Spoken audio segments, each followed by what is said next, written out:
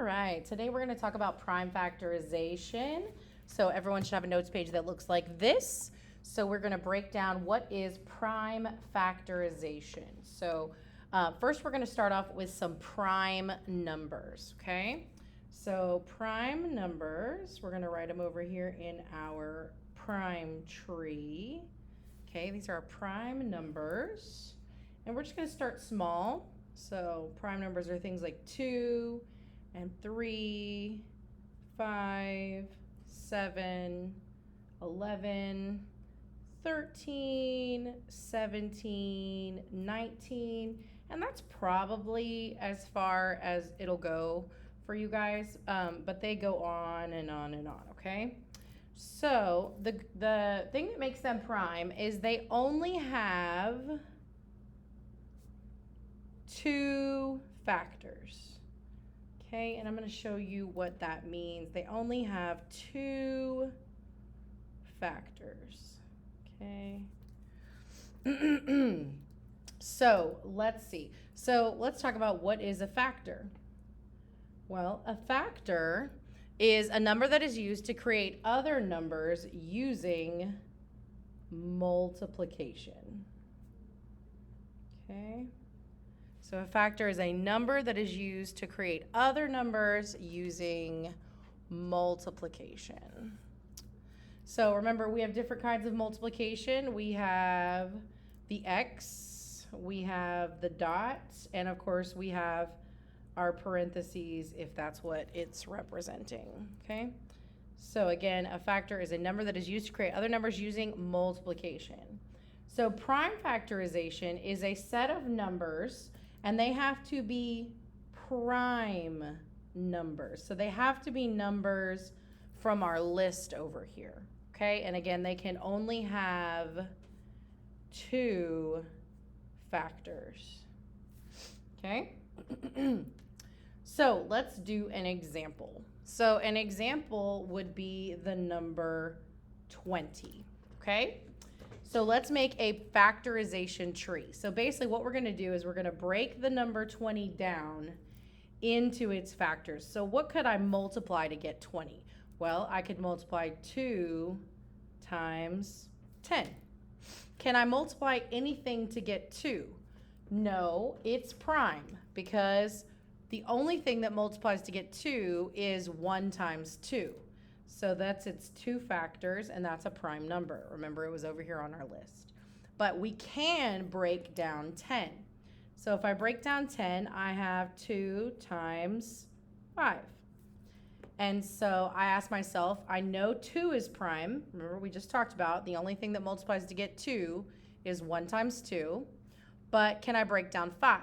Well, no. The only thing that multiplies to get 5 is 1 times 5. And it's on our prime list. So our prime numbers were 2, 2, and 5. So what is the prime factorization of 20? Well, it equals 2 times 2 times 5. Again, I only wrote the prime numbers that I circled. Okay? Or if I wanted to write it with our exponent knowledge, I could say that 20 equals 2, and how many 2's are there? 1, 2. So I could put a little tiny exponent 2 times 5. Either one of these is going to be my prime factorization. So the key word there is, in fact, the word prime. It is a prime factorization because we only use prime numbers to create it, okay? So we could either say 2 times 2 times 5, those are all prime, or again, we could say 2 to the power of 2, or 2 squared times 5. So again, our factors for this number, we ask ourselves what goes into 20. Well, I could say 1 times 20. I could say 2 times 10. I could say 4 times 5. Okay, and then I also have that 10 and the 20. So how many factors did 20 have? 20 had 1, 2, 3, 4, 5, 6 factors, and therefore 20 is a composite number. Okay, And that's how we decide if a number is prime or composite. We ask ourselves, how many factors does it have? How many numbers could multiply to get that 20, okay? So again, on prime factorization, we only choose the prime numbers. And then this is our factors to make the number 20. All right, let's try another example. If you are still a little bit confused, no worries, we will continue. So let's try the example 9. Okay, so I have to think, let's make my tree. How could I break apart the number 9? What multiplies to get 9? Well, I have 1 times 9, but that's not part of my tree because I don't use ones in my tree. But I could say 3 times 3. And both 3's are prime, so I'm going to circle them. And again, prime was on my list, 3 was on my list. And so let's write down the prime factorization of 9. So if I were to write it out, I would say 9 equals 3. You could use your x if you wanted to go back to the x. I still like the dot. Or remember, we can use our handy dandy exponents, and we could say 9 equals 3 and then to the power of 2. Okay, again, the prime factorization would be this. I used only prime numbers, and if I solved it, it would equal my number. So again, 9 is a composite number because it has more than 2 factors. So let's talk about what are the factors of 9. Well, I could say 1 times 9, or I could say 3 times 3. So because I have the factors 1, 3, and 9, that makes 9 a composite number. Okay? My last example is going to be 16. Okay? So I'm going to take the number 16 and I'm going to break it down. So I'm going to ask myself, what multiplies to get 16? Well, I could multiply 2 times 8. And again, I'm going to circle the 2 because I know 2 is one of my prime numbers. And then I know that 8 can be broken down some more. So what multiplies to get 8? Well, I could say 2 times 4. So I'm going to circle my 2 again. And I know that I could break down 4 again as 2 times 2.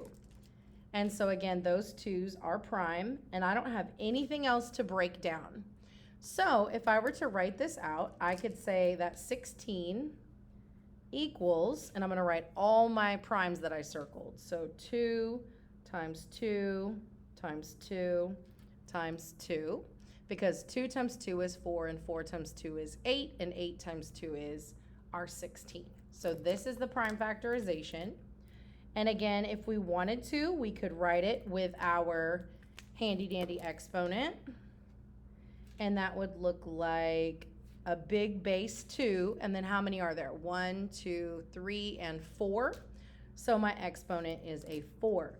Notice that your prime factorization only ever has base numbers that are prime, right? 2 is prime, 5 is prime, 3 is prime.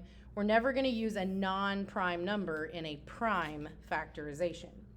So what about the exponent? Can the exponent be not prime? Yes. So in this case, 4 is obviously not on my list of prime numbers. But 4 is an exponent, so it doesn't count as a prime number. All I'm looking at is the base number. So as long as the base, the big number, is prime, the exponent does not count. Okay? So either way, if I solve this, it would equal 16. So let's talk about the factors of 16. So I could say 1 times 16. I could say 2 times 8. I could say 4 times 4. And again, we had the 8 times 2 and the 16 times 1. So how many factors does this have? 1, 2, 3, 4, 5. And therefore, that makes it composite. Okay? So anytime that the number has more than 2 factors, it's composite. And then, of course, these numbers all have 1, so they are considered prime. Okay? And an example of that would be like, let's break down the number 7. 7 is clearly prime because what can I multiply to get 7? 1 times 7, and that's it. So it only has 2 factors, okay? 2 factors, and they are 1 and that number, okay? So that's how you see if it's a prime number. I can't break anything else down, and that makes it prime. So again, prime number has only how many factors? We just said 2 factors. And again, it's 1 and itself. So again, and another example might be 11. So what could I multiply to get 11? Just 1 times 11. Nothing else is broken down. It has 2 factors. Neither one of them has any other factor. So these are both prime, and therefore this can't be broken down anymore.